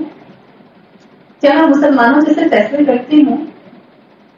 کیا میں زندگی میں 10 سال کے بعد بھی مسلمان عورت کی طرح زندگی گزارنا چاہتی ہوں؟ کیا میں مسلمانوں کی طرح ریلیٹیوز کو ڈیل کرتی ہوں یا نہیں کرتی ہوں, یا ایک عام انسان کی طرح ڈیل کرتی ہوں؟ پتھر کا جواب اینٹ سے دیتی ہوں. کیا ہوں میں؟ پوچھیں اپنے آپ سے, کسی کو بتانے کی ضرورت نہیں ہے. This session is just to start a thinking process. سوچنا شروع کریں, میں ہوں کیا, مجھے بھیجا کیوں گیا یہاں پہ, میں کیا یہاں کرنے آئی ہوں, and where I am heading. میں ختم نہیں ہو جاؤں گی مرنے کے بعد. ہاں قبر میرا جسم کھا جائے گی, قبر تو ہر دن ہم میں سے ہر ایک کو یاد کرتی ہے. آپ صلی اللہ علیہ وسلم کی حدیث کا مفہوم آتا ہے, تم میں سے ہر ایک کو قبر ہر دن یاد کرتی ہے, اور قبر پکارتی ہے انا بیت الدود, انا بیت الخلد, انا بیت الوحدہ. میں کیڑوں کا گھر ہوں, میں اندھیروں کا گھر ہوں, میں تنہائی کا گھر ہوں. So prepare yourself before you come in me. ہر دن قبر آپ کو اور مجھے یاد کرتی ہے. تو سوچنا صرف یہ ہے کہ اللہ نے مجھے یہاں کسی مقصد کے لیے بھیجا ہے, بٹ یہ اس کو سمجھ آئے گی جب ہم سوچنا شروع کریں گے. ہم سوچتے نہیں ہیں, اور ہم سوچتے کیوں نہیں ہیں؟ مجاہد ابن جبر کہتے ہیں کہ ہمارے گناہ ہمیں سوچنے نہیں دیتے. وہ کہتے ہیں کہ جو اللہ تعالیٰ نے آیت کہی سورہ محمد میں, افلا یتدبرون القرآن ام علی قلوب اقفالها, وہ کہتے ہیں کہ جو اللہ تعالیٰ نے فرمایا کہ تم قرآن پر ایفرٹ کر کے ریفلیکشن اور تدبر کیوں نہیں کرتے, کیا تمہارے دلوں پہ لاکس ہیں؟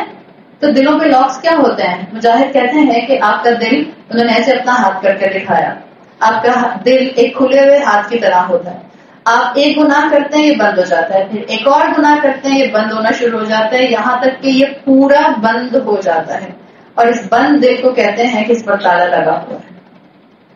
اللہ نے یہاں یہ نہیں کہا سورہ محمد میں افلا یقرؤون القرآن، کیا تم قرآن نہیں پڑھتے؟ قرآن نہ پڑھنے والوں کا ذکر نہیں ہے کہ جو قرآن نہیں پڑھتا اس کے دل پر تالا ہوتا ہے. جو قرآن نہیں پڑھتا مسلمان، اس کا تو دل ڈیڈ ہو چکا ہے، اس کو تو کمپلیٹ ریوائول کی ضرورت ہے. لاسٹ کیس وہ بھی نہیں ہے، ہوپ لیسنس وہاں بھی نہیں آنی چاہیے.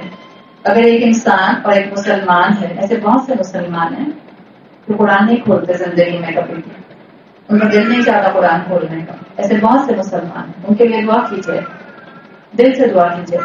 ایسے لوگ ہیں، ان کو کمپلیٹ ریوائول کی ضرورت ہے. لیکن الحمدللہ ہم جو یہاں آ کے بیٹھے ہیں، اللہ نے یہ نہیں کہا کہ یہ قرآن کی تلاوت نہیں کرتے، افلا یقرؤون القرآن، کیا ان کے دلوں پر تالے پڑے ہوئے ہیں؟ یہ نہیں کہا اللہ نے. اللہ نے کہا یہ قرآن پڑھنے والے ہیں، لیکن صرف طوطے کی طرح قرآن پڑھتے ہیں، تدبر نہیں کرتے، ریفلیکشن نہیں لیتے، سوچتے نہیں ہیں کہ انہوں نے جو پڑھا اس کا کیا مطلب تھا، وہ آیت ان سے کیا ڈیمانڈ کر رہی ہے. دل پر تالا لگتا ہے جب انسان گناہوں میں انوالو ہو جاتا ہے. دل پر تالا لگتا ہے جب انسان ایفرٹ کر کے قرآن کا علم حاصل نہیں کرتا. دل پر تالا لگتا ہے جب انسان نیکی میں آگے بڑھنے کی کوشش اپنے اندر سے ختم کر دیتا ہے. دل پہ تالا لگتا ہے جب انسان کو اللہ کا خوف نہیں رہتا.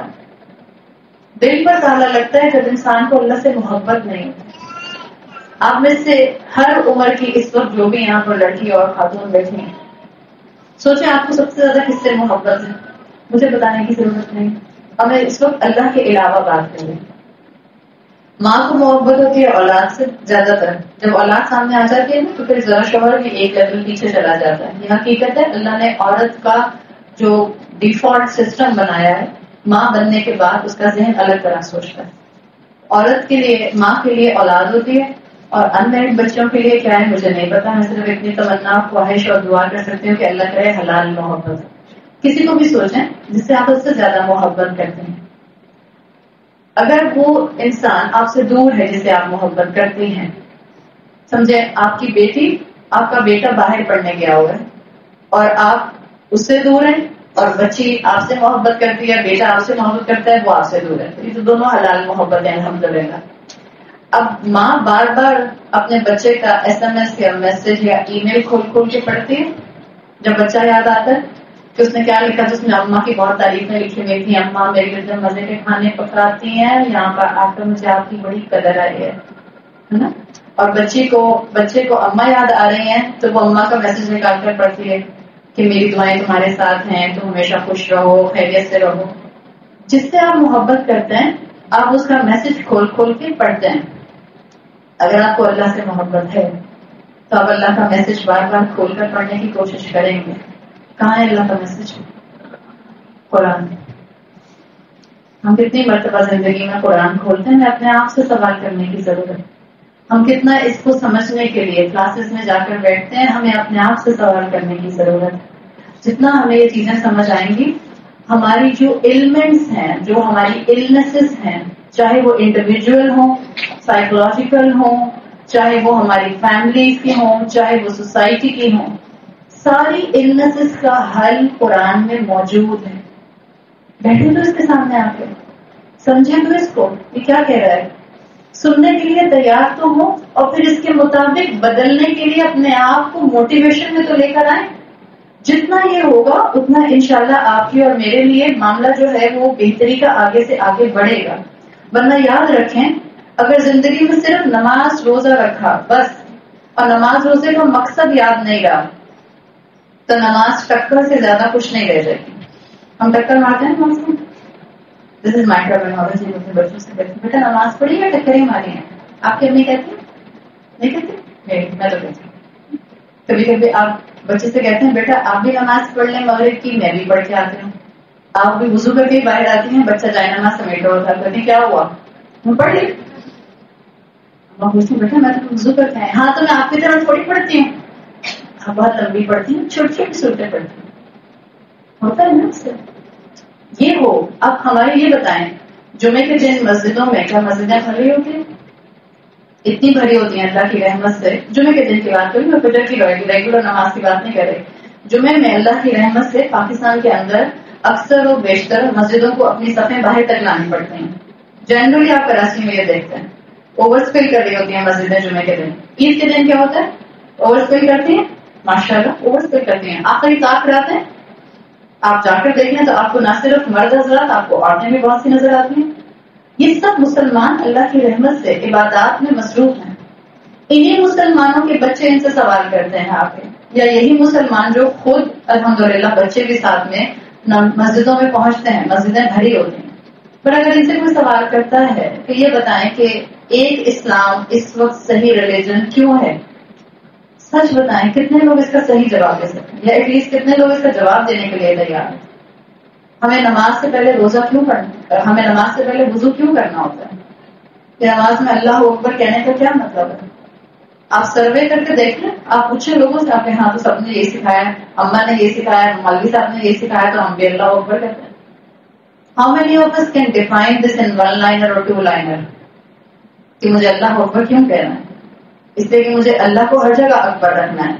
شاپنگ مال ہو, ویکیشنز ہوں, عمرہ ہو, جدہ ایئرپورٹ ہو, حرم ہو, مسجد نبوی ہو, میرج ہال ہو, میری فیئرویل پارٹی ہو, میری کوئی فیملی گیدرنگ ہو, یا کچھ بھی ہو, مجھے اللہ کو ہر جگہ اکبر رکھنا ہے. This is the simplest answer. سیکھنا ہے اس کو اور ہمت کے ساتھ بولیں اور اس پر عمل کریں. میں اللہ اکبر کیوں کہتی ہوں نماز میں؟ وہ ہینڈز اپ کہتے ہیں جب آپ کو کوئی سامنے سے گن دکھاتا ہے, ہینڈز اپ کرتا ہے, تو اللہ اکبر سمپل دا ہینڈز اپ. آپ کے پاس کچھ نہیں, آپ نے دنیا چھوڑ دی. جو آپ اللہ کے سامنے جا رہے ہیں, آپ کا یہ ایکسپریشن ہے کہ اللہ میں نے دنیا چھوڑ دی ہے, اور بالکل جیسے میں نے فزیکلی اس وقت دنیا چھوڑی ہے ان دا حالت آف نماز. اگر باقی دنیا کے کاموں میں مجھے کہیں آپ کی نافرمانی کرنی پڑے گی, میں دنیا کا وہ کام چھوڑ دوں گی, بالکل جیسے اس وقت میں نے اللہ اکبر کر کے اپنے ہاتھ بالکل ہوا میں چھوڑ دیے ہیں. دس از دا ایکسپریشن آف اللہ اکبر. سمجھیں گے تو سمجھائیں گے, سمجھیں گے تو عمل کریں گے, سمجھیں گے تو اعتماد اور کانفیڈینس اور اللہ کا توکل بڑھے گا. بات صرف کیا ہے, آپ کا تھنکنگ پیٹرن قرآن کے مطابق سوچنا شروع کرتے ہیں. اور اگر نہیں سوچا, اگر صرف مسجدیں بھری رہیں اور مسلمانوں کے پاس جواب نہیں رہے, کیا آج مسلمان ہی وہ مسلمان جو مسجد تک نہیں پہنچتے, وہ مسلمان سوال کرتے ہیں کہ اسلام میں تو خود آیات میں کانٹرڈکشن ہے. مسلمان سوال کرتے ہیں, میں اس وقت نان مسلم اورینٹلسٹ کی تو بات ہی نہیں کر رہی ہوں, مسلمان سوال کرتے ہیں. آپ کا انٹیلیجنسیا سوال کرتا ہے, احادیث میں ڈاؤٹ ہے, اسلام آج ایپلیکیبل نہیں ہے, اسلام ریسسٹ ہے, اسلام باربیرک ہے, اسلام کی حدود کے اندر جو ہے وہ انصاف نہیں ہے. مسلمان اس طرح کے ایلیگیشن اسلام پر لگا رہے ہیں, اور یہی والا پرسنٹیج جو ایلیگیشن لگا رہا ہے یہ سوال کرتا ہے ان لوگوں سے جو مسجدوں کا حصہ بنتے ہیں. کتنے نمازی ان ایلیگیشنز کا جواب دے سکتے ہیں؟ And one of the main prominent allegation, نعوذ باللہ, کہ اللہ کے رسول صلی اللہ علیہ وسلم نے 9 سال کی لڑکی سے نکاح کیا, حضرت عائشہ رضی اللہ عنہ. کتنے مسلمان ہیں جو ڈیفینڈ کر سکتے ہیں اس نکاح؟ ہمارا تھنکنگ پیٹرن قرآن سے نہیں کنیکٹڈ ہے. ہم قرآن کے مطابق, احادیث کے مطابق سوچتے نہیں ہیں. ہم ابھی بھی بہت آدھے ادھورے مسلمان ہیں. ہم جواب نہیں دے سکتے. ہم کہتے ہیں جا کے مولوی صاحب سے پوچھو, I need to be on a safe side. اس لیے پتہ نہیں ہے, ہم جانتے نہیں ہیں. جب ماں کنفیوز ہے اینیورسریز پر اور برتھ ڈیز پر, بالکل بالکل ایک معمولی سی چیز ہے معاشرے کی, کیوں نہیں چھوٹتی ہم سے؟ یہ صرف اور صرف ایک ان اسلامک سمجھتے ہیں سیلیبریشن نہیں ہے, اس کی روٹس میں پیگن کلچر موجود ہے. جائیں جا کے ڈاکومنٹریز نکالیں ساری کی ساری گریک کلچر کی اور ساری کی ساری جو ہے وہ رومن امپائر کی, آپ کو پتہ چل جائے گا کہاں سے شروع ہوئی birth day, what is the history, what is the time line, کس چیز سے کنیکٹڈ ہے, یہ ہاروسکوپ کس چیز کے ساتھ کنیکٹڈ ہے, یہ آپ کا مائنڈ سیٹ کیا بنا دیتے ہیں. آپ ایک دن پڑھ لیتی ہیں اپنے ہاروسکوپ کے بارے میں کہ آج یا اس ہفتے میں something bad will happen, سارا ٹائم آپ نیگیٹو رہتی ہیں. یہ ہمارا دین ہمیں نہیں سکھاتا, ہم مستقبل کے بارے میں نہیں جان سکتے. اگر آپ کو سمپل یہ پتا چل جائے 1450 سال سے لے کر آج تک ایک بڑی علماء اور اسکالرس کی کوانٹٹی یہ کہتی آئی ہے کہ don't be part of in Islamic celebrations, ہم چھوڑ نہیں سکتے. کل کو ہولی بھی سیلیبریٹ ہونے لگ جائے گی because this is part of our culture. تو آپ کل کو سب ہولی سیلیبریٹ کریں گے. کل کو باقی ہندو جو ہیں وہ اپنے خدا کے سامنے ہاتھ جوڑ کر کھڑے ہوتے ہیں. ہاں پر میں بھی ہاتھ جوڑ کر ان کے خدا کے سامنے سالیڈیٹری کا اظہار کریں گے. کوئی بات نہیں, ان کا خدا ہے نا, we need to be in a united form. کیا کنفیوژن ہے مسلمانوں کو؟ ہمارا اپنا دین ہے تو ہماری سیلیبریشن بھی اپنی ہے. ایک کیک نہیں کٹے گا تو کون سی قیامت آ جائے گی؟ سوچتے نہیں. بجائے اس کے کہ آپ کا بچہ اسکول میں بلی ہو کہ اس کے فرینڈز اس سے پوچھیں کہ why you are not becoming part of our birthdays. آپ نے اپنے بچے کو وہ کانفیڈینس دینا ہے کہ آپ کا بچہ اپنے مسلمان فرینڈ سے پوچھے why you are celebrating this. This is not our Islam. مسلم تو یہ نہیں کرتے. اللہ کے رسول صلی اللہ علیہ وسلم نے تو یہ نہیں سکھایا. صحابہ تو ایک دوسرے کی برتھ ڈے سیلیبریٹ نہیں کرتے تھے. And it has pagan roots. کیوں نہیں دیتے اپنے بچوں کو یہ کانفیڈینس؟ اکتوبر ہے, میجورٹی اسکول ہیلووین سیلیبریٹ کرنے لگ گئے ہیں. ایک ٹپکل انداز میں ڈریس اپ ہو کے ہیلووین سیلیبریٹ کرنا اور اس کے بعد اپولوجیٹک ہونا اگر آپ اپنے بچے کو اس سیلیبریشن کا حصہ نہیں بننے دے رہے. دس از illogical thing they are doing in a Muslim country. It's the Islamic State of Pakistan, Islamic Republic, اور اس کے اندر آپ اور میں اپولوجیٹک کیوں؟ آپ اور میں کوئی illogical بات نہیں کر رہے. You should have the guts to talk to administration کہ آپ کس چیز کو پروموٹ کرنے کی کوشش کر رہے ہیں. آپ کا رائٹ ہے. کس سے گھبراتے ہیں؟ کول نہیں لگیں گے, ہم آؤٹ کاسٹ ہو جائیں گے, ہم آڈ ون آؤٹ بن جائیں گے, کوئی ہمارے بچے کو بلی کرے گا. کوئی بات نہیں, رسول بلی نہیں ہوئے, صحابہ کا مذاق نہیں اڑا, صحابہ نے پتھر نہیں کھائے, رسول اللہ صلی اللہ علیہ وسلم کے اوپر طائف میں پتھر نہیں برسائے گئے اتنے کہ آپ کے چپل جو تھے وہ لہو لہان ہو گئے. کتنا خون نکلا تھا آپ کا؟ اتنے کہ آپ کے چپل جو تھے وہ لہو لہان ہو گئے. کتنا خون نکلا تھا آپ کا؟ اس چیز کو سوچیں, اپنے تھنکنگ پیٹرن کو اپنے قرآن کے تعلق کے ساتھ کنیکٹ کریں. کب تک آپ اور میں امبیرسڈ مسلم بنے رہیں گے؟ کب تک آپ اور میں اسلام کو پریزنٹ کرنے والے مسلمان نہیں بنیں گے؟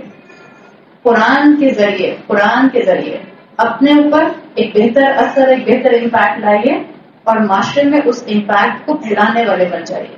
سوچیں کہ اللہ نے آپ کو مسلمان گھرانے میں کیوں پیدا کیا ہے. اللہ ہم میں سے ہر ایک سے کوئی کام لینا چاہتے ہیں, اور جب اللہ کو ہم سے کوئی کام لینا ہے تو اس کا مطلب یہ نہیں ہے کہ ہم سب اپنی گھر کی ذمہ داریاں چھوڑ دیں گے. جو جہاں ہے, جن سرکمسٹانسز میں ہے, جس صلاحیت کے ساتھ پیدا کیا گیا ہے, جس عمر کے حصے میں ہے, جن پیرامیٹرز کے ساتھ زندگی گزار رہا ہے, ان سب کے اندر رہتے ہوئے ہمیں اللہ کی بندی بننا ہے.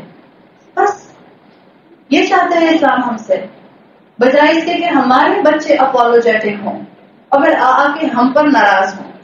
اپنی اولاد کو وہ کانفیڈینس دیجیے جس سے ان کو پتا چلے کہ جو وہ کر رہے ہیں وہ حق ہے, وہ غلط نہیں ہے. کم سے کم اگر اتنا آپ اپنے بچے کو کانفیڈینس دے دیں کہ بیٹا ہم وہ کرنے کی کوشش کرتے ہیں جو اللہ کے رسول اور صحابہ نے کیا, بس اس سے بڑھ کر کوئی موٹیویشن ہو سکتی ہے, اس سے بڑی کوئی سیف سائڈ نہیں ہے. اگر کنفیوژن بھی ہے معاشرے میں تب بھی میں آپ کو یقین دلا رہی ہوں قیامت کے دن انشاءاللہ آپ کبھی اس کی وجہ سے ٹھوکر نہیں کھائیں گے. اگر آپ نے اپنی زندگی کو اس بہاؤ پہ ڈال دیا کہ جو اللہ کے رسول کا بتایا ہوا راستہ اور صحابہ کے عمل کی واضح مثالوں کے ساتھ سیرتیں نظر آتی ہیں, کوئی ٹھوکر نہیں کھائے گا. صرف اپنے تھاٹ پیٹرن کو اس کے ساتھ کنیکٹ کرنے کی ضرورت ہے. نہیں کیا تو تدرج بالکفر کا شکار ہو جائیں گے. تدرج بالکفر از the gradual stepping forward towards disbelieving Allah.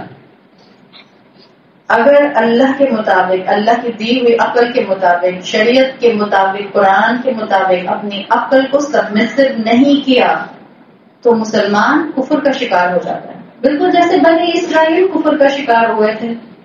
پڑھ لیجیے جا کے کیا کہتا ہے قرآن بنی اسرائیل کے بارے میں. کیوں اللہ تعالیٰ نے بنی اسرائیل کا اتنا ذکر کیا؟ اس لیے کہ بنی اسرائیل کا جو غلطی کا قدم تھا آج مسلمان اسی قدم پر دوبارہ چلتے ہوئے اپنے آپ کو اسی مشکل کا شکار کر رہے ہیں جن مشکلات کا شکار بنی اسرائیل ہوئی تھی. بنی اسرائیل کا ایشو تھا نا کہ بنی اسرائیل میں کیا ہوا جب انہوں نے اپنے تھنکنگ پیٹرن کو ریولیشن سے الگ کیا تو ان کا حال کیا ہو گیا؟ افتؤمنون ببعض الکتاب وتکفرون ببعض، ایک حصے پر ایمان اور دوسرے کا انکار. کیا ہم مسلمان نہیں کرتے؟ یہ نکاح کریں گے اولاد کا سنت کے مطابق، نکاح سنت کے مطابق ہوتا ہے نا. مولوی صاحب کو بلایا جاتا ہے الحمدللہ. ایسا تو نہیں ہوتا کہ کوئی مولوی کو نہیں بلا رہا، خطبہ نکاح نہیں ہو رہا اور درمیان میں آگ جلا کے پھیرے کٹوانے شروع کر دیے. الحمدللہ نکاح سنت کے مطابق ہوتا ہے. مولوی صاحب کو بلایا جاتا ہے، خطبہ نکاح پڑھا جاتا ہے جس میں قرآن کی آیات اور احادیث ہوتے ہیں. اس کے بعد کیا ہوتا ہے؟ ریسیپشن، مہندی، مائنو، جو الیبوریٹ فنکشنز ہوتے ہیں سب کو دیکھیں. نکاح کا سنت کے مطابق اور باقی فنکشنز میں اللہ کے احکامات، رسول کی تعلیمات، شریعت کے حکم پاؤں کے نیچے روندے ہم سب ہیں. اور پھر ہم سمجھتے ہیں کہ ہمارے بیٹے اور ہماری بیٹی کا گھر بسا رہے گا. وہ کس طرح بستا ہے اور کس طرح ٹوٹتا ہے، اور جب بسا رہتا ہے تو کن ٹینشنز کے ساتھ بسا رہتا ہے. دیکھ لیجیے اس وقت معاشرے کا کیا حال ہے. خلا کا ریٹ کہاں پہنچا ہوا ہے، سیپریشن ریٹ کہاں پہنچا ہوا ہے. ابیوسو مرد ہیں، ابیوسو عورتیں بھی ہیں. مرد جو ہیں وہ اپنی زبانوں سے اور اپنے ہاتھوں سے ابیوسو ہوتے ہیں، عورتیں بھی بہت اینگل سے اپنی زبان سے ابیوسو ہوتی ہیں. ہاں عورتیں کم ہیں، لیکن یہ کہ بہرحال جو معاشرے میں انارکی ہے. مرد کس کی اولاد ہے؟ ہم ہی عورتوں کی اولاد ہیں نا. ہم نے کتنی تربیت کی ان کی. کہاں سے آ رہے ہیں یہ مرد آسمان سے آتے ہیں اور عورتیں جو ہیں وہ کسی اور پلانٹ سے آتی ہیں. ہماری بائی پروڈکٹ ہے، ماؤں کی گودوں سے نکل رہے ہیں. اپنے ذہن کو اپنے قرآن اور اپنے مقصد سے نہیں جوڑیں گے تو یہ انارکی پھیلے گی. افتؤمنون ببعض الکتاب وتکفرون ببعض. اور جب انسان اس اسٹیج پر رہتا ہے، یاد رکھیں انسان کا ایک قدم پیچھے ہونا یہ اس بات کی گارنٹی ہوتا ہے کہ اب ایک قدم پیچھے نہیں رہے گا، وہ 20 قدم پیچھے جائے گا. صراط مستقیم، کبھی اگر موقع ہوا انشاءاللہ تو صراط مستقیم پر بات کریں گے. آپ ہر نماز میں کہتی ہیں نا سورہ فاتحہ میں اہدنا الصراط المستقیم. صراط المستقیم ایک ایسا راستہ ہے جو سیدھا اوپر جا رہا ہے. اٹس ناٹ دا ہاریزونٹل راستہ، اٹس دا ورٹیکل راستہ. عربی زبان میں کبھی اس کو سمجھیں گے تو پھر انشاءاللہ پتہ چلے گا. اٹس اے ورٹیکل راستہ جو سیدھا اوپر جا رہا ہے. آپ ایفرٹ لگا کر آدھے پوائنٹ پر آ گئی اور آپ نے ایک اسٹیپ پیچھے کیا اور پھر آپ وہاں رکنے کی کوشش کریں گے تو آپ کو بریک نہیں لگے گا. آپ اور پیچھے آئیں گی تو وہ جو افتؤمنون ببعض الکتاب کا ایک تدرج تھا وہ اگلے اسٹیپ پر آتا ہے. اللہ تعالیٰ کیا کہتا ہے کہ ان میں امی ہیں لا یعلمون الکتاب، جو کتاب کا علم نہیں رکھتے، الا امانی. پھر انسان کیا کرتا ہے؟ پہلے تو کچھ پر ایمان لاتا تھا، کچھ پر ایمان نہیں لاتا تھا. گریجولی کیا ہوتا ہے؟ انسان اور پیچھے جاتا ہے اور پھر انسان صرف وشفل تھنکنگ کے اوپر دین پر عمل کرتا ہے. میں نہیں سمجھتی کہ دین میں اللہ تعالیٰ اتنی سختی کریں گے. میں نہیں سمجھتی کہ نیل پالش لگنے کی وجہ سے میری نماز قبول نہیں ہوگی. What women are doing؟ Nail polish لگی ہوتی ہے نا، ہم سب کو پتا ہے. کوئی مسلمان عورت 2018 میں ایسی نہیں ہے جو کہے کہ مجھے نہیں پتا تھا کہ نیل پالش کے اندر نماز نہیں ہوتی. 99.9% عورتوں کو اب پتہ چل چکا ہے کہ نیل پالش کے ساتھ نماز نہیں ہوگی. اگر آپ کا وضو ٹوٹا تو آپ کو نیل پالش اتار کر فریش وضو کر کے پھر نیل پالش لگا لیجیے، پھر ٹوٹے پھر لگا لیجیے. کیا مشکل کام ہے؟ کوئی مشکل کام نہیں. بہت شوق ہے کر کیجیے. ایک وقت میں نے بھی یہ کام بات کیا، لوگ مجھے کہتے تھے پاگل ہے. میں کہتے ہاں تو مجھے شوق ہے تو میں لگاتی ہوں. بٹ بعد میں پتا چلا it's waste of time, but it's okay. اگر آپ کو شوق ہے کیجیے. نیل پالش وضو کر کے لگائیے، ٹوٹ جائے پھر لگا لیجیے، پھر وضو ٹوٹ جائے پھر اتاریے پھر لگا لیجیے. پر یہ کہنا کہ نہیں میں نے وضو کر کے لگائی تھی تو وہ ٹوٹ بھی گیا تو اٹس اے مسا، لائک جیسے جرابوں پر ہوتا ہے. اٹس دین. شریعت کا مذاق مت بنائیے. دین میں تبدیلی نہیں ہو سکتی. شریعت کی عبادات بلیک اینڈ وائٹ ہیں، نو گرے ایریا. دین مکمل ہو چکا ہے رسول اللہ صلی اللہ علیہ وسلم پر. آپ نے بتایا کہ مسا ہو سکتا ہے جرابوں کے ساتھ، تو آپ کی تعلیم کے مطابق ہم وضو کے اندر جرابوں پر مسا کر سکتے ہیں. لیکن آپ نے نہیں بتایا کہ ناخنوں پر کوئی چیز لگی ہو تو مسا ہو جائے گا، تو ہم نہیں مانیں گے. لیکن کیا ہوتا ہے؟ تدرج بالکفر. اسٹیپ نمبر 2 انسان وشفل تھنکنگ پر چلا جاتا ہے. اور جب انسان اس پر آتا ہے تو ایک اور گراوٹ کا اسٹیپ آتا ہے، اور وہ کیا ہوتا ہے؟ نبذ فریق من اہل الکتاب. پھر کیا ہوتا ہے؟ وراء ظہورہم. پھر وہ کتاب کے علم کو کمپلیٹ ڈسریگارڈ کر دیتے ہیں. اپنی پیٹھ کے پیچھے ڈال دیتے ہیں. ہاں تو ٹھیک ہے قرآن کہتا ہوگا, ہم کتنا قرآن کو آج مانیں گے؟ It's not possible. بس مانتے ہیں نا کہ اللہ کو کافی ہے. یہ ہے گریجوئل پروگریشن ٹوورڈز کفر. اگر آپ نے اور میں نے اپنی تھنکنگ کو کنیکٹ نہیں کیا تو اگر آپ اور میں نہیں تو خدا نخواستہ یہ نہ ہو کہ ہماری اولاد یا ہماری اولاد کی اولاد کلمہ گو نہ رہے.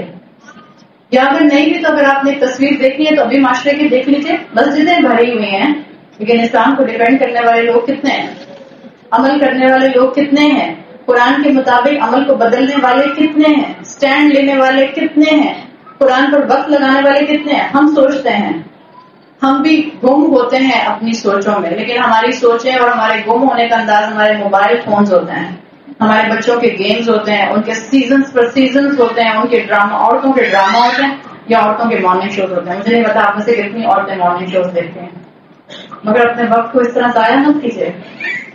آپ اشرف المخلوقات ہیں, آپ کو یہاں ایک اعلیٰ مقصد کے لیے بھیجا گیا ہے. Don't kill your time. آپ صلی اللہ علیہ وسلم کی احادیث نکال کر پڑھیے, کتنی ذمہ داری ہے مسلمان عورت کے کندھے کے اوپر. ہم کیا سمجھتے ہیں سب کام مردوں کے کرنے کے, میجورٹی کام تو عورتوں کے کرنے کے ہیں. مرد تو بیچارہ جو ہے اس کی کمر جھکی ہوئی ہے, کما کما کے اس کا حال برا ہو رہا ہے. دعا کریں کہ اللہ اس کو رزق حلال کمانے کی توفیق دے. جتنا رزق حلال گھر میں آئے گا اتنا اپنے قرآن کے علم کو عقل سے جوڑنے کا راستہ کھلتا جائے گا. جتنا رشوت کا مال, جتنا ناجائز مال, جتنا وقت کا مال, جتنا کسی کا حق مار کے لوٹا ہوا مال ہوگا, جتنا حرام اور سود والا مال ہوگا, اتنا بیماریاں حملہ کریں گی, اتنا ایمٹی فیلنگز گھر کے اندر رہیں گی, اتنا ایموشنل ڈسٹریس بڑھے گا, اتنا زیادہ انسان سائیکولوجیکل پریشر کا شکار رہے. ہم سمجھتے نہیں ہیں کیوں اللہ نے اس دین کے اندر رزق حلال کی اتنی زیادہ تاکید کی ہے. اس کے تو کی ہے, اس کا امپیکٹ لانگ لاسٹنگ ہوتا ہے. دعا کیجیے کہ اللہ ہمیں رزق حلال کرنے والا کھلائے اور اللہ ہماری نسلوں کو رزق حلال کرنے والا کھلائے. عورت کے اوپر بہت بڑی ذمہ داری ہے, انڈر اسٹیمیٹ نہ کریں اپنے آپ کو. آپ معاشرے کا بہاؤ بدل سکتے ہیں. مرد میں اتنی طاقت نہیں ہے, آپ کو بتا رہی ہوں. جو طاقت اللہ نے عورت کو دی ہے, اس اگر معاشرے کو ایک پش کر کے آپ نے اسلام کی صراط مستقیم کی سڑک پر لانا ہے. عورت وہ میڈیم ہے جو ایجنٹ آف چینج ہے, ہر عمر کی عورت. کیوں ہم بھیڑ بکریوں کی طرح زندگی گزاریں؟ ایک شیپ ہوتی ہے جو پہاڑ سے نیچے گرتی ہے, باقی کیا ہوتی ہیں؟ باقی خود بخود گر جاتی ہیں. ایک دفعہ ایک میتھس ٹیچر نے اپنے اسٹوڈنٹ سے پوچھا کہ 20 شیپس تھیں پہاڑ کے اوپر, ایک نیچے گر گئی, باقی کتنی بچیں؟ اس نے کہا 0. تو ٹیچر نے کہا یو ڈونٹ نو میتھس. بچے نے کیا کہا؟ Sir you don't know shape. اس لیے کہ ایک گرے گی تو باقی بھی آٹومیٹک اس کے پیچھے گر جائیں گی. یہ کیا معاملہ ہے؟ یہ معاملہ ہے کہ آپ اور میں میجورٹی کو آنکھیں بند کر کے فالو نہیں کر سکتے. Don't follow the crowd if they are going in the wrong direction. کیسے ہو سکتا ہے؟ اور اگر آپ نے معاشرے سے اپوزٹ جانا ہے تو اگینسٹ دا فلو جانے کے لیے آپ کو طاقت چاہیے, آپ کو اسٹیمنا چاہیے, اور وہ طاقت اور وہ اسٹیمنا آپ کو قرآن سے ملتا ہے. وقت لگائے نا اس قرآن کو, جو یہاں بیٹھ کے اس وقت آپ کو اللہ کی محبت اور اللہ کا خوف محسوس ہو رہا ہے. یہی 1 گھنٹہ ہم کمپیوٹر کے سامنے, فیس بک کے سامنے, کسی سیزن کو دیکھتے ہوئے, کسی ڈرامے کو دیکھتے ہوئے حاصل کر سکتے ہیں. کوئی ڈرامہ اصلاح نہیں کرتا. خدا کا واسطہ اس ذہن کو, میتھ کو دماغ سے نکال دیں. بہت بے وقوف بنا لیا اس قوم کو کہ ڈرامے بڑے اصلاحی ہوتے. اگر ڈراموں سے اصلاحیں ہونی ہوتی تو یہ معاشرہ سنبھل چکا ہوتا. برا حال ہو رہا ہے اس وقت. جو معاشرے کو جس طرح سے ڈپکٹ کیا جا رہا ہے, جو ڈپکشن آپ کو ڈراموں میں نظر آ رہی ہے. ایک زمانہ تھا, مجھے یاد ہے آج سے تقریباً 10 سال پہلے, جو حال حلیہ ہمیں ڈراموں میں نظر آتے تھے وہ سڑکوں پہ نظر نہیں آتے تھے. 10 سال پرانے کے حال حلیہ اس وقت سڑکوں پر ہیں, اور ورسٹ سیناریو آپ کو جو ہے وہ اس وقت ڈراموں میں نظر آ رہا ہے. اس کے بعد ودن اب وہ 10 سال والا ریشو نہیں رہے گا, ودن فیو منتھس وہ سب چیزیں آپ کو اپنے سامنے نظر آنے لگ گئی. اس لیے کہ we are end of times پر تو فتنوں کا دور ہے. فتنہ جتنی تیزی سے پینٹریٹ کرتا ہے اتنی تیزی سے وہ اپنا رنگ بھی دکھاتا ہے. اگر آپ ان میں اسی طرح رہ جائیں گے اپنی گیجٹس میں گم, تو صحیح ڈائریکشن ہمیں کبھی نہیں ملے گی. ہمارے بچے زومبی بن گئے ہیں. یہ بچے بیٹھے ہیں میرے آس پاس. زومبی کیوں کہہ رہی ہوں, بتاتی ہوں ابھی کیوں کہہ رہی ہوں. آپ میں سے ہو سکتا ہے جب ماں یہاں آ رہی ہے کہیں جاتی ہیں آپ نے اپنے بچے کو کچھ کہا کہ بیٹا میں جا رہی ہوں یہ والا دروازہ بند کر لینا، اور وہ اپنے کمپیوٹر کے سامنے بچی بیٹھی ہوئی تھی، اس نے کہا جی جی اماں اوکے جائیں. آپ آدھے گھنٹے بعد واپس آتے ہیں دروازہ ویسے ہی کھلا ہوا ہے اور بچی وہیں بیٹھی ہوئی کمپیوٹر کے سامنے. آپ کہتی بیٹا میں تم سے کہہ کے گئی تھی تو سنا نہیں، آپ نے کب کہا مجھ سے؟ حالانکہ اپنی زبان سے بولا تھا اچھا آپ جائیں میں کر لوں گی. کرتے ہیں نا بچے سے. اتنا گم تھے. اب سارا تھاٹ پیٹرن کہاں فکس تھا؟ اس اسکرین کے اوپر. تھاٹ پیٹرن تو صحابہ کا بھی فکس ہوتا تھا، بس ان کے سامنے اسکرین نہیں ہوتی تھی، ان کا دماغ قرآن پر فکس ہوتا تھا. میں آپ کو ایک واقعہ سناتی ہوں، بس پھر انشاءاللہ اپنی بات مکمل کریں گے. ایک مرتبہ حضرت سعد بن ابی وقاص رضی اللہ عنہ حضرت عمر کے پاس آئے. حضرت عمر کا دور خلافت تھا اور ان سے پوچھا کہ کیا سلام کی رولنگز میں کوئی ایسی بھی رولنگ ہے کہ بازار میں گزرتے ہوئے آپ کو سلام کرے اور آپ جواب نہ دیں؟ حضرت عمر نے کہا نہیں ایسا تو کچھ نہیں ہے، تم کیوں پوچھ رہے ہو؟ تو حضرت سعد بن ابی وقاص نے کہا کہ میں بازار میں حضرت عثمان کے پاس سے گزرا تھا، میں نے ان کو سلام کیا، مجھے لگا انہوں نے مجھے دیکھ بھی لیا تو انہوں نے جواب نہیں دیا. تو حضرت عمر کہتے ہیں کہ چلو چلتے ہیں، پوچھتے ہیں عثمان سے کہ کیا مسئلہ ہے. تو وہ گئے دونوں. اب جب عثمان کے پاس آئے ان کو سارا واقعہ بتایا تو ان کو پہلے تو یاد نہیں آیا کہ انہوں نے حضرت صاحب کو بازار میں دیکھا. پھر کہتے ہیں ہاں مجھے یاد آ گیا، میں نے آپ کو دیکھا تھا، مگر میں اپولوجائز کرتا ہوں کہ میں آپ کو جواب دینا بھول گیا. اصل میں بہت گہرائی سے ایک بات سوچ رہا تھا. اب سوچ تو وہ بھی ان کی بھی ہوتی تھی نا، لیکن ان کی سوچ اور ان کا وقت اور ان کا تھاٹ پیٹرن کہاں اٹکا ہوتا. تو حضرت عمر نے پوچھا آپ کیا سوچ رہے تھے جو آپ کو اتنا پتہ نہیں چلا کہ کون آپ کے پاس سے گزرا اور کیا کہہ کر گزرا؟ تو انہوں نے کہا کہ میں وہ واقعہ یاد کر رہا تھا کہ جب ایک مرتبہ ہم رسول اللہ صلی اللہ علیہ وسلم کے پاس بیٹھے تھے اور اس محفل میں آپ نے کہا تھا کہ کیا میں تم کو وہ دعا نہ سکھاؤں کہ اگر تم کسی بھی مشکل میں ہو وہ دعا مانگو تو تمہیں سکون مل جائے. تو انہوں نے کہا مجھے وہ دعا یاد نہیں آ رہی تھی. حضرت صاحب نے کہا میں آپ کو وہ دعا بتا سکتا ہوں. ہوا یہ تھا کہ جب آپ صلی اللہ علیہ وسلم نے یہ کہا تھا کہ کیا میں تمہیں وہ دعا نہ بتاؤں کہ جو تم کسی بھی مشکل میں مانگو تو پھر تمہیں سکون مل جائے. ہوا یہ تھا کہ جب آپ نے اتنی ہی بات کہی تھی تو اس وقت ایک محفل میں بدو آ گیا تھا اور اس نے اپنی بات پوچھنا شروع کر دی اور پھر معاملہ اتنا ڈسٹریکٹ ہوا کہ آپ صلی اللہ علیہ وسلم ہمیں اس محفل میں دعا بتانا بھول گئے. تو جب آپ مسجد سے نکلے اور میں آپ کے پیچھے پیچھے چلا تو آپ صلی اللہ علیہ وسلم ایک مقام پر رک کر آپ نے پوچھا کہ ساتھ تم میرے پیچھے پیچھے چل رہے ہو، کچھ پوچھنا ہے؟ تو انہوں نے کہا حضرت صاحب نے کہ جی آپ ہمیں کوئی دعا بتانے والے تھے جو آپ بتا نہیں پائے. تو آپ صلی اللہ علیہ وسلم نے حضرت صاحب کہتے ہیں بتایا جب کسی مشکل میں ہو تو یونس علیہ السلام کی دعا پڑھا کرو، لا الہ الا انت سبحانک انی کنت من الظالمین. یہ اللہ کی پرفیکشن اور اللہ کی ایکنالجمنٹ کی آیات ہیں اور اس میں انسان اپنی کمی کو مینشن کرتا ہے. تو جب کبھی مشکل ہو تو رسول اللہ صلی اللہ علیہ وسلم کی بتائی ہوئی یہ دعا پڑھیں. یونس علیہ السلام نے ایسے ان یوزل موقع پر یہ دعا پڑھی تھی کہ اللہ نے کسی اور انسان کو اس مقام پر نہیں رکھا مچھلی کے پیٹ میں، اور اگر اللہ نہ چاہتا تو یہ دعا کبھی ہمارے لیے ایکسپوز نہ ہوتی.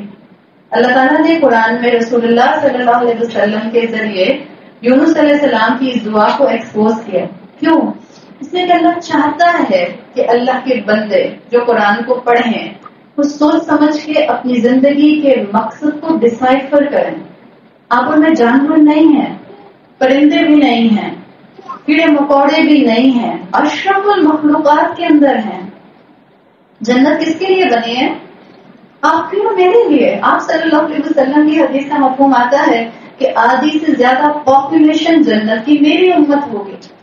ہم نہیں چاہتے کہ ہم اس جنتیوں میں اس امت کا حصہ بنے، یا نعوذ باللہ ہم چاہتے ہیں کہ ہم اس کیٹیگری میں آ جائیں کہ وہ کیٹیگری جس کو حوض کوثر پر رسول اللہ صلی اللہ علیہ وسلم پہچان لیں گے کہ یہ میری امتی ہیں، لیکن فرشتے ان کو رسول اللہ کے پاس جانے سے روک دیں گے. اور آپ صلی اللہ علیہ وسلم کے پاس جانے سے کیوں روکیں گے؟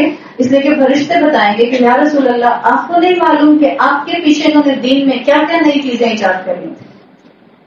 تو آپ اور میں نہیں چاہتے کہ ہم محروم ہو جائیں قیامت کے دن اللہ کے رسول کی شفاعت سے یا اللہ کے رسول کے حوض کوثر سے یا جنت سے. اپنے تھنکنگ پیٹرن کو اللہ کے ساتھ کنیکٹ کریں، مانگیں اللہ سے ہدایت. اللہ مجھے صحیح اپروچ دے. اس وقت مسلمان امت اور جنرلی وہ ماں باپ جو اولاد کے لیے کنسرن ہوتے ہیں کہ ہم اپنی اولاد کو دین سے جوڑ دیں، دین کا کوئی حصہ سکھا دیں، میری صرف ایک ریکویسٹ ہے. بعض اوقات ہم ماں باپ سمجھتے ہیں کہ دین کا حصہ سکھانے کا مطلب ہے کہ آپ ان کو نماز پڑھنا سکھا دیں, آپ ان کو تجوید کے ساتھ قرآن پڑھنا سکھا دیں. اب ہم نے اپنے بچوں کو گرامر پڑھانے شروع کر دیا. اٹ از گڈ, میں انڈر اسٹیمیٹ نہیں کر رہی, but this is not enough. آپ کے بچے کو اس 21ویں صدی کے اندر صحیح تھاٹ پیٹرن چاہیے, اس کو طوطا مت بنائیے.